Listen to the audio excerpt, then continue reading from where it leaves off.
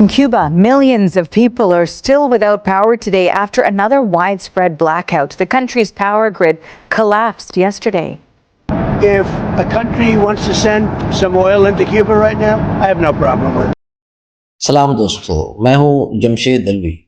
ایک طرف ایران پر جارحیت جاری ہے تو دوسری طرف کیوبا ہے جو امریکہ کی بدترین جارحیت کا شکار ہے۔ کیوبا جو دنیا کی سب سے طاقتور کی آنکھوں میں دہائیوں سے کٹک ہے۔ دوستو 2026 کا یہ سال ہے اور ڈونلڈ ٹرمپ نے کیوبا کے گرد خونی گھیرا تنگ کر کے جس نے پورے ملک کو اندھیروں میں دھکیل دی۔ امریکہ نے 1960 سے کیوبا پر معاشی پابندیاں لگا رکھیں جو دنیا کی طویل ترین ناکابندیوں میں شمار ہوتی ہیں۔ ایپسٹین نیٹ ورک اس کو سیاست کہتا ہے۔ یہ دوستو سیاست کی بدترین جارحیت۔ امریکہ نے کیوبا کی بندرگاہوں پر بحری بیڑے بٹھا رکھے ہیں تو وہاں ہسپتالوں میں بجلی نہیں ہے، بچے جو ہیں وہ بھوک سے بھی بلا رہے ہیں۔ کیا ایک سپر پاور کو یہ زیب دیتا ہے کہ وہ اپنے سیاسی مقاصد کے لیے ایک چھوٹے سے جزیرے کا گلا گھونٹ دے؟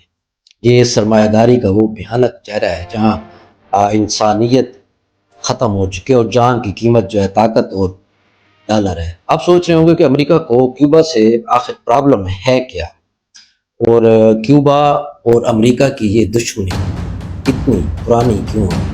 دوستو یہ اس دشمنی کی جڑیں 1959 اس انقلاب میں ملتی ہیں جب فیڈرل کاسترو اور چی گویرا نے امریکی حمایت یافتہ ڈکٹیٹر کو بھگا کر کیوبا کی زمین پر اپنا حق جتایا۔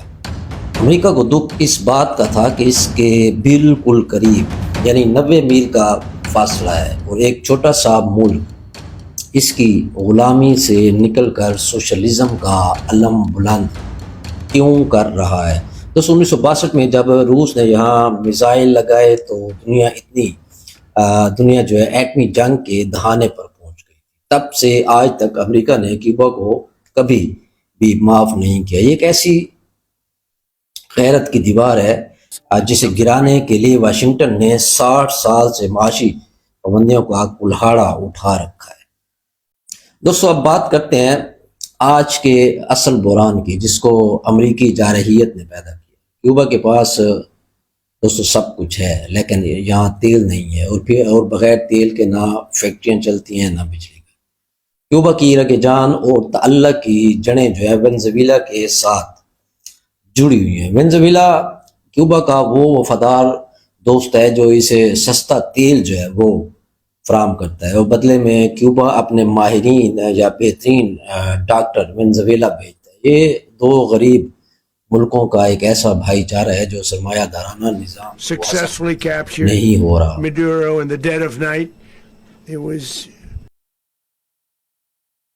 تو ٹرمپ نے اپنی جارحیت کو استعمال کرتے ہوئے سمندر کے بیچ میں وینزویلا سے آنے والے تیل کی ٹینکرز کو روک رکھا ہے۔ اب اس سے کیا ہوا کہ کیوبا کا جو پاور گریڈ ہے وہ فیل ہو چکا ہے۔ ملک میں مکمل اندھیرا ہے۔ جب تیل ہی نہیں آتا تو ٹرانسپورٹ جو ہے وہ رک جاتی ہے۔ جب ٹرانسپورٹ رکتی ہے دوستو تو وہ دکانوں تک آٹا اور دودھ جو اشیاء ضروری ہے وہ نہیں پہنچتی۔ یہ ایک سوچی سمجھی دوستو معاشی نسل کشی ہے جو کیوبا کے خلاف اس وقت جاری ہے۔ یہ سرمایہ داری کا دوستو وہ بحران ہے جس کا ذکر سن کر لبرل حضرات برا مناتے ہیں اور پھر سرمایہ دارانہ نظام اور سرمایہ دارانہ جمہوریت کا راگ الاپتے ہیں۔ یہ وہ سرمایہ داری کا بھیانک کردار ہے جہاں اگر آپ ان کے نظام کا حصہ نہیں بنتے تو آپ کو جینے کا حق نہیں دیا جاتا۔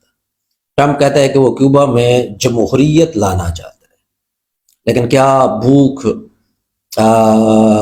سے کیا جمہوریت وہاں آتی ہے؟ ایران میں جمہوریت لانے کے لیے انہوں نے جدید ترین ٹیکنالوجی کا استعمال کیا اور کیوبا کو اندھیروں میں اس وقت دھکیل دیا۔ جس وقت نام نہاد امریکہ دنیا کو انسانی حقوق کا درس دے رہا ہوتا ہے، اسی وقت وہ کیوبا کے اسپتالوں میں آکسیجن اور ادویات کی سپلائی کو بھی روک رہا ہوتا ہے۔ یہ طاقت کا وہ نشہ ہے جو اخلاقیات کو روند رہا ہے۔ ٹرمپ کی یہ جارحیت دراصل اس بات کا ثبوت ہے کہ وہ ڈائلاگ میں ہار چکے ہیں، اس لیے وہ اب طاقت یا ڈنڈے کے زور پر ایک قوم کو جھکانا چاہتا ہے۔ دوستو، تاریخ گواہ ہے کہ جب بھی کسی قوم پر ظلم کی انتہا ہوتی ہے وہاں ایک ایسا انقلاب جنم لیتا ہے۔ کیوبا کے عوام نے 60 سال سے سر نہیں جھکایا، کیا وہ اب ان کے سامنے جھکیں گے؟ ہرگز نہیں۔ ٹرمپ کی یہ ضد دنیا کو کس طرف لے جائے گی؟ ایک ایسی ہولناکی کی طرف جس میں خود یہ سرمایہ دارانہ نظام اور اس کے سہولت کار غرق ہو جائیں گے۔ دوستو، کیا امریکہ کو یہ حق پہنچتا ہے کہ وہ کسی دوسرے ملک کی زندگی اور موت کے فیصلے کرتا ہے؟ یہ ظلم زیادہ دیر نہیں چل سکتا۔ اسی کے ساتھ میں آپ سے اجازت چاہتا ہوں۔